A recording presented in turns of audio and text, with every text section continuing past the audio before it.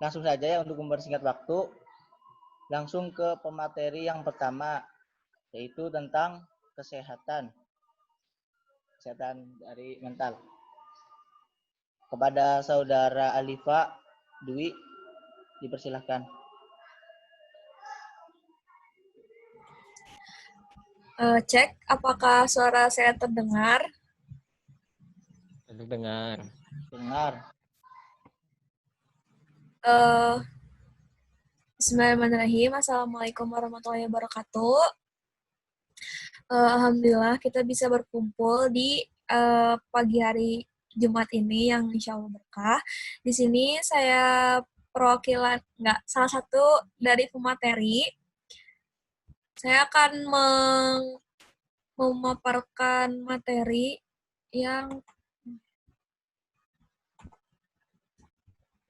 apakah ada PPT-nya?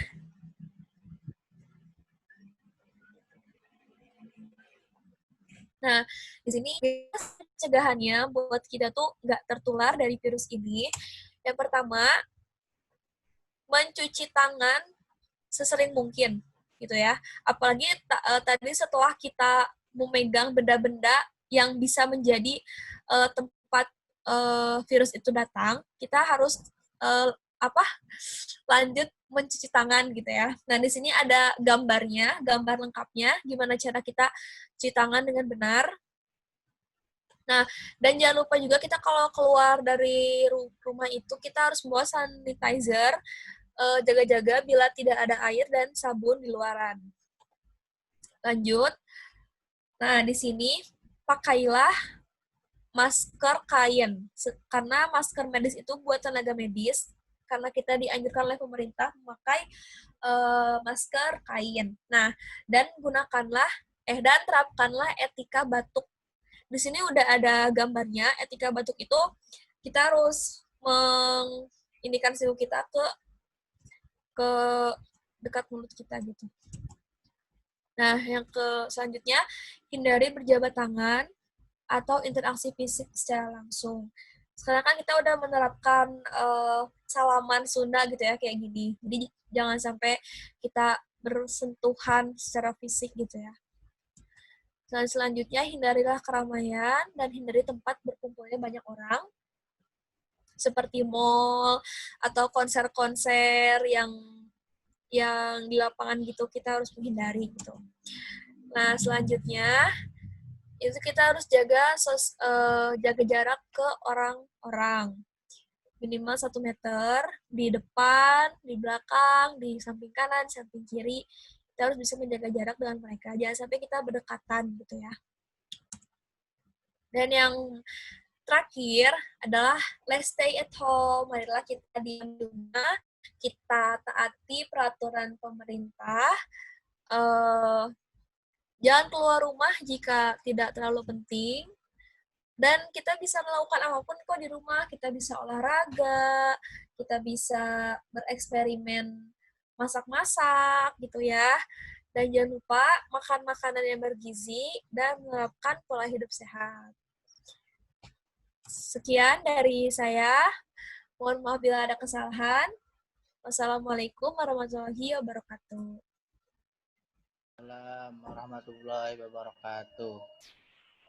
Baik, terima kasih atas pemaparannya dari saudari Alia. Ya, kita harus ingat. Alifah. Ya, Alifah. Harus ingat tentang social distancing yang tadi dipaparkan oleh pemateri ya. Oke, baik, langsung saja ke pemateri selanjutnya, yaitu tentang perspektif secara sosial yang akan dibawakan oleh saudara Alfan. Pada saudara Alfan, saya persilahkan. Ya udah, langsung lanjut aja ya ke perspektif agama. Padahal itu harusnya di akhir. Soalnya kita harus bermuhasabah kepada Allah. Jadi langsung lanjut saja kita ke perspektif agama, yaitu saudara Ahmad Jumni. Kepada beliau, saya persilahkan. Ya. Bismillahirrahmanirrahim. Udah ada suaranya belum? Udah. Bismillahirrahmanirrahim. Assalamualaikum warahmatullahi wabarakatuh. Syukranillah, salatan wassalamun ala rasulillah, amma ba'du. Ya, yang tadi dijelaskan oleh Saudara Alifa juga, melanjutkan sekarang tentang COVID-19 dalam perspektif agama.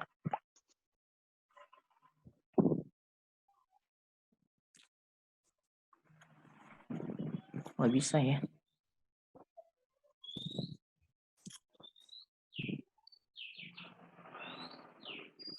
Ya bisa jalan loh, bro. Nanti dulu ada kesalahan.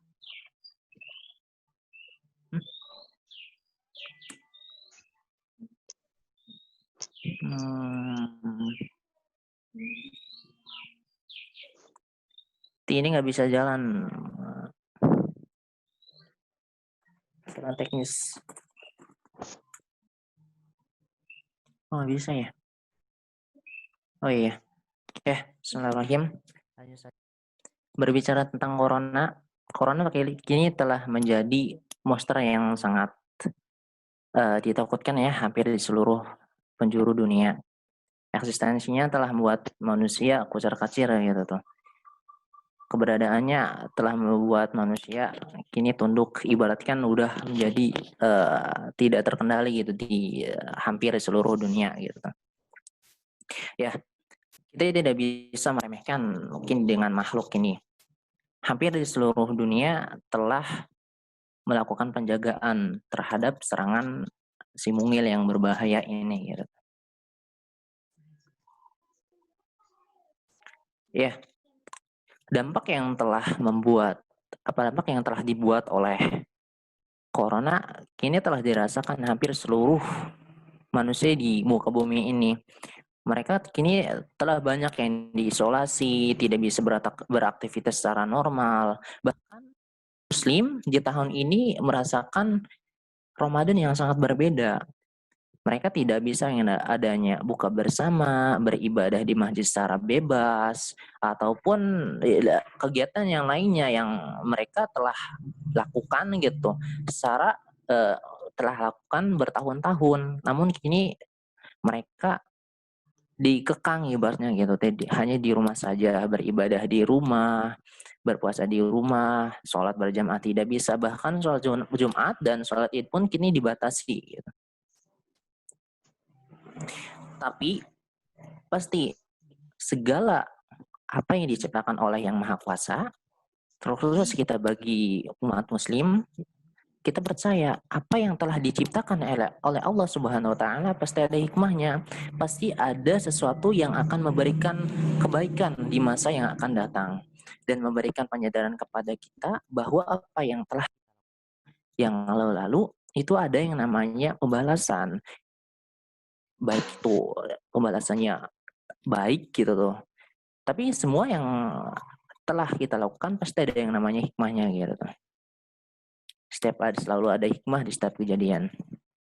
Yang pertama, kehadiran virus corona gitu tuh menyadarkan bahwa manusia bukanlah makhluk yang sangat kuat, manusia makhluk yang sangat lemah tanpa adanya sang penguasa gitu tuh. Kehadiran virus corona atau ya sekarang dikenal yang dengan COVID-19 gitu tuh memberikan penyadaran kepada kita bahwa manusia hanyalah makhluk yang biasa saja tanpa adanya penguasa gitu tuh. Seberapapun kuat manusia, tinggi derajatnya, pangkatnya, kekayaannya, itu hanya sekelumit kekuasaan yang ada dalam kekuasaan yang dimiliki oleh Allah Subhanahu Wa Taala gitu tuh. Yang kuasanya batas gitu kan. Virus corona kita tahu bahwa virus corona ini bukan sesuatu yang besar ataupun raksasa yang bisa kita lihat secara langsung.